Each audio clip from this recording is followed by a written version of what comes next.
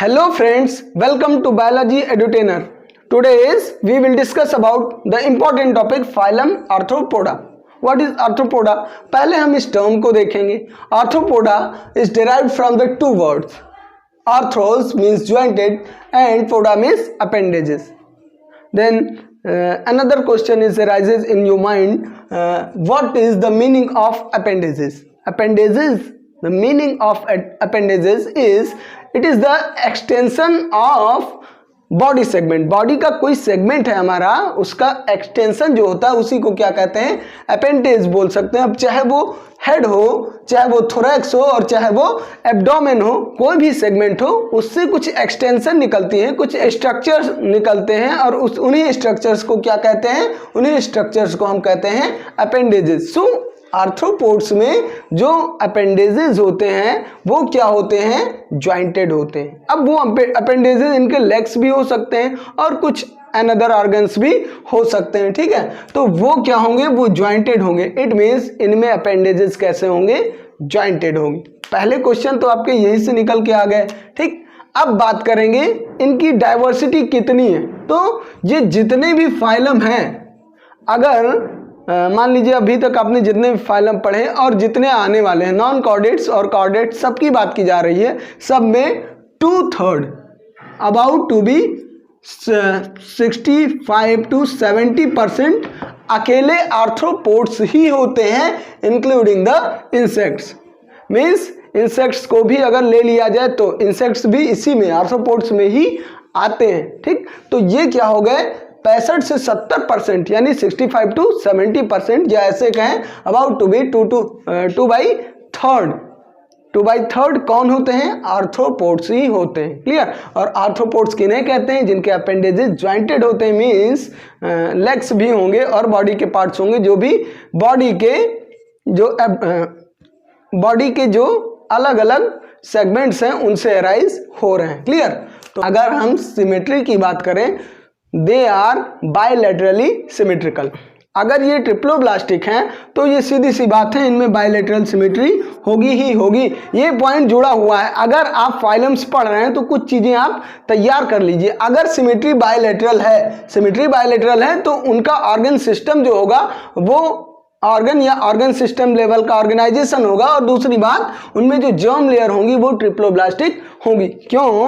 क्योंकि अब जब ऑर्गन लेवल का सिस्टम हो गया तो अलग अलग ऑर्गन है, तो बॉडी को हम दो इक्वल पार्ट में कहीं से भी डिवाइड नहीं कर सकते. इट मीन्स रेडियल और एसिमेट्रिकल तो ये होंगे नहीं, तो क्या होंगे? ये बायलैटरली सिमेट्रिकल होंगे. मीन्स तो अभी हम एनालिड्स पे थे, प्लेटीहेल्मिन्थीस से अगर शुरुआत की जाए थी, उन दोनों में बॉडी बायलैटरली सिमेट्रिकल थी और वो ट्रिप्लोब्लास्टिक थे, बट उनमें ऑर्गन लेवल का जो सिस्टम था ऑर्गन सिस्टम का नहीं था. अब जब बात करेंगे हम आर्थ्रोपोडा की, इससे पहले एनालिडा की बात की, तो इनमें ट्रिप्लोब्लास्टिक ये भी हैं, बायलैटरली सिमेट्रिकल ये भी हैं, बट ये दोनों ऑर्गन सिस्टम लेवल के ऑर्गेनाइजेशन शो कर रहे हैं. मीन्स इनके ऑर्गन्स अलग अलग नहीं काम कर रहे हैं, यूनाइटेड होके काम कर रहे हैं. अब जब यूनाइटेड होके काम करेंगे तो अलग अलग सिस्टम डेवलप होगा, जैसे कि digestive system, circulatory system, excretory system. Clear? तो इनमें जो सिस्टम्स होते हैं वो अलग अलग ऑर्गन्स यूनाइट होकर सारे सिस्टम काम करते हैं. जैसे कि इनकी एलिमेंट्री कैनाल है वो कंप्लीट है, इससे पहले एनालिडा में थी, और एनालिडा से पहले प्लेटीहेल्मिन्थीस और स्क्लेरोहेल्मिन्थीस में नहीं थी, जबकि वो भी ट्रिप्लोब्लास्टिक थे और बायलैटरली सिमेट्रिकल थे. क्लियर? तो एनालिड से शुरुआत हुई कि ये क्या होंगे? ये कंप्लीट ऑर्गन सिस्टम इनमें होगा. मीन्स ऑर्गन सिस्टम लेवल का ऑर्गेनाइजेशन इनमें होगा. तो अब बात करें इनके डाइजेस्टिव सिस्टम की, इट मीन्स एलिमेंट्री कैनाल. तो जब ऑर्गन्स यूनाइट होंगे माउथ टू एनस, तब इनका एलिमेंट्री कैनाल कंप्लीट होगा या डाइजेस्टिव सिस्टम कंप्लीट होगा. क्लियर? तो इनमें जो डाइजेस्टिव सिस्टम होता है वो कंप्लीट होता है, it means mouth to anus तक होता है. अगला जो है रेस्पिरेटरी सिस्टम. रेस्पिरेशन इनमें कैसे होता है? गिल्स के थ्रू, पोर्स के थ्रू, वैरायटी ऑफ ऑर्गन्स हैं अलग अलग टाइप के, क्योंकि आर्थ्रोपोड्स जो हैं कुछ एक्वेटिक भी होते हैं और कुछ टेरेस्ट्रियल भी होते हैं, यानी कुछ पानी में भी हैं और कुछ जमीन में भी पाए जाएंगे. तो उसके अकॉर्डिंग कुछ में तो गिल्स के थ्रू भी होता है, कुछ में एयर ट्यूब या ट्रेकिया के भी थ्रू होता है, या कुछ में बुक लंग्स के भी थ्रू होता है. क्लियर? तो इनमें जो रेस्पिरेशन होगा वो variety of organs variety of organs के थ्रू होगा। इट मीन्स जैसा उनका हैबिटेट होगा उसके अकॉर्डिंग इनमें रेस्पिरेशन होगा। अगली चीज है सेक्सेस। सेक्सेस इनमें क्या होते हैं, सेपरेट होते हैं, यानी मेल और फीमेल बॉडी अलग होती है। ये हर्माफ्रोडाइट नहीं होते हैं, इनकी मेल और फीमेल बॉडी अलग होती है। बट अभी तक जो देखा जाए उससे ये थोड़ा अलग है, मीन्स ये ओविपेरस हैं। दो टाइप के ऑर्गेनिज्म पाए जाते हैं, एक विविपेरस और एक ओविपेरस। विविपेरस मीन्स जो न्यूबॉर्न बेबी को जन्म देंगे, मीन्स ये क्या होंगे, बच्चे देने वाले होंगे। और दूसरा ओविपेरस यानी एग लेइंग होंगे, अंडे देने वाले। तो ये जो है आर्थ्रोपोड्स ये क्या है, एग लेइंग है, यानी ये अंडे देने वाले हैं। क्लियर। तो चूंकि मेल और फीमेल बॉडी अलग है तो एक चीज तो क्लियर है कि किसी एक बॉडी के अंदर ही फर्टिलाइजेशन प्रोसेस होगी।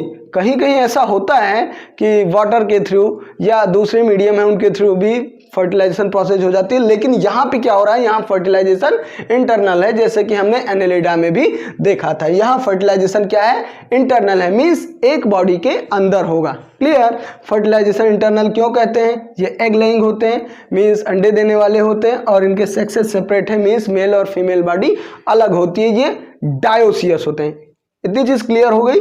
अगली चीज, इनकी पूरी बॉडी जो होती है एक एक्सोस्केलेटन से, एक्सोस्केलेटन जैसे स्केलेटल सिस्टम क्या है, बॉडी का इंटरनल सिस्टम स्केलेटल सिस्टम होगा जिस पर पूरी बॉडी कवर्ड होगी, और एक एक्सोस्केलेटन होता है, मींस पूरी बॉडी जो है, पूरी होल बॉडी एक लेयर से कवर होगी। वो लेयर किन किन चीजों की होगी, या तो क्यूटिकल की होगी या प्रोटीन की होगी। वैसे एनसीईआरटी में केवल काइटिनस लेयर मेंशन है।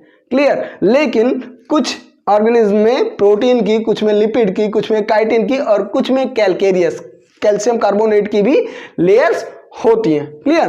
तो अगर आपको बहुत ज़्यादा नहीं डिटेल में पढ़ना है अकॉर्डिंग टू एनसीईआरटी, तो आप इतना पढ़िए कि इनमें, इनकी बॉडी में एक क्यूटिकल की लेयर होती है जिसको एक्सोस्केलेटन भी हम मान सकते हैं। Is that clear.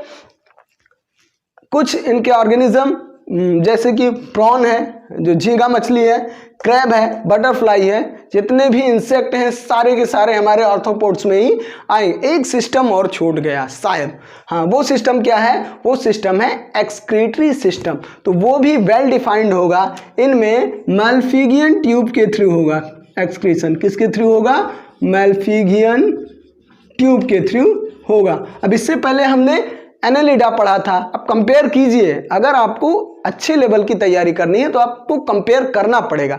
कंपेयर कैसे करना है, एनेलिडा में आपने क्या पढ़ा था, वहां भी वो ट्रिप्लोब्लास्टिक थे, वेल डेवलप्ड, बायलेटरली सिमेट्रिकल वो भी थे, और साथ ही साथ उनमें भी ऑर्गन सिस्टम लेवल का ऑर्गेनाइजेशन था।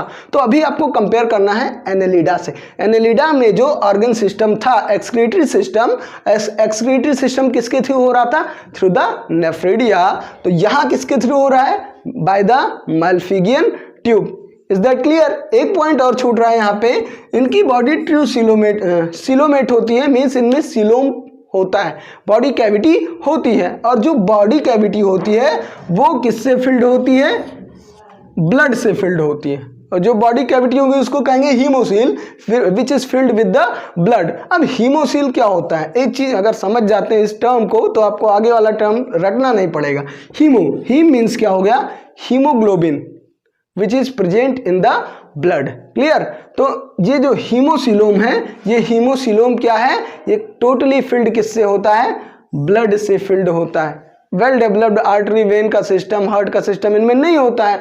केवल एक सिलोम होती है बॉडी कैविटी जिसके अंदर ब्लड फिल्ड होता है। इनकी पूरी बॉडी कैसी होती है, सेगमेंटेड होती है। किस पार्ट में, हेड, थोरैक्स और एब्डोमेन में। हम लोगों की बॉडी भी हेड, थोरैक्स और एब्डोमेन में ही डिविजिबल होती है अगर बॉडी के सेगमेंट्स की बात की जाए। और इन्हीं सेगमेंट से अलग अलग टाइप के अपेंडेजेस निकलते हैं। जैसे कि इनके जो लेग्स होते हैं वो लेग्स क्या होते हैं, ज्वाइंटेड लेग्स होते हैं। ये बात तो जानना जरूरी है, आर्थ्रोपोड्स के लेग्स जो होते हैं वो ज्वाइंटेड होते हैं। Why, because these legs are called appendages. ठीक, ये इन्हीं सेगमेंट से ही अराइज हो रहे हैं। और बहुत सारे सेगमेंट्स हैं लेकिन अभी आपके सिलेबस में नहीं है। अगर आपके एनसीईआरटी की बात की जाए तो एंटीना, एंटीना की बात नहीं की गई है, मैक्सिलिपिड, इन सब की बात नहीं की गई है, तो हम उसकी चर्चा हम भी नहीं कर रहे हैं यहाँ पे। लेकिन ये अपेंडेजेस जो हैं, ये अपेंडेजेस क्या हैं, ये सेगमेंट से ही अराइज हो रहे हैं, थोड़ी थोड़ी एक्सटेंशन है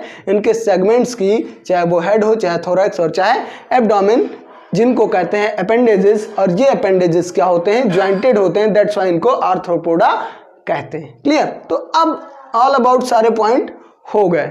आप थोड़ा सा एनेलिडा से कंपेयर करके इस फाइलम को पढ़िएगा तो बहुत अच्छे से समझ में आएगा। तो आप इसको पढ़िएगा, एक दो बार अगर आप देख लेते हैं तो अच्छे से समझ में आ जाता है। थोड़ा सा एनसीईआरटी के टच में भी रहिएगा। ये सारे पॉइंट्स मैंने एनसीईआरटी से ही उठाए हैं, सारे पॉइंट्स एनसीईआरटी से ही हैं, अलग से मैंने कहीं से नहीं उठाया है। क्यों? क्योंकि एनसीईआरटी ही आपका मेन सिलेबस है। चाहे हम नीट की तैयारी कर रहे हैं, AIIM की तैयारी कर रहे हैं, और चाहे अपनी बोर्ड्स की तैयारी कर रहे हैं, सब जगह आपके क्वेश्चन एनसीईआरटी से ही आने वाले हैं। क्लियर। तो आपको अगर अभी भी किसी चीज़ में कन्फ्यूजन है, आपको नहीं समझ में आ रहा है, तो कमेंट बॉक्स में लिख दीजिएगा, मैं आगे उसको डिस्क्राइब करने का प्रयास करूँगा। क्लियर। तो thanks for watching till the end. Thank you.